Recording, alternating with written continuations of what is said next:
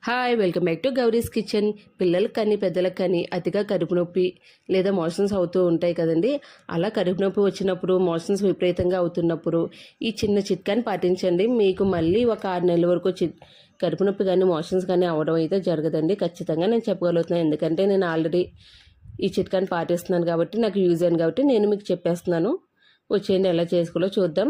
ఒక గుప్పిడి బియ్యాన్ని ఇలా కొంచెం సొంటిని అయితే తీసుకోవాలండి. సొంటి అందరికీ మ్యాక్సిమం దొరుకుతుంది కాబట్టి ఒక చింతపిక్క సైజు, చింతపిక్క ఎంత అయితే ఉంటుందో ఆ సైజులోనే మనం సొంటి తీసుకోవాలి. సొంటి ఎక్కువ వాడినా మహా వేడి కాబట్టి చాలా తక్కువ పరిమాణంలో తీసుకోవాలి. అలా తీసుకున్న సొంటిని బియ్యాన్ని ఒక గంట 2 గంటల వరకు నానాలండి. ఇలా నానిన దాన్ని మిక్సీలో వేసుకుని పలచగా ఇలా మెత్తగా అయితే చేసేసుకోవాలి.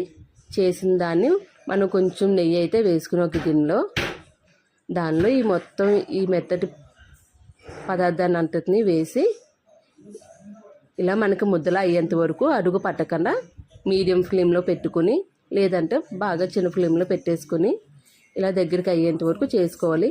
ఇది మనకి గట్టిగా, ఇది పాతకాలం పద్ధతిలో కడుపు నొప్పి వచ్చినప్పుడు చేసుకునే తోపని, దీన్ని బియ్యం తోప అని కూడా అంటారు.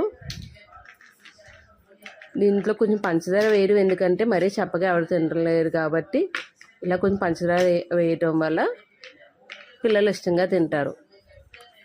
Thank you watching for my video. Subscribe.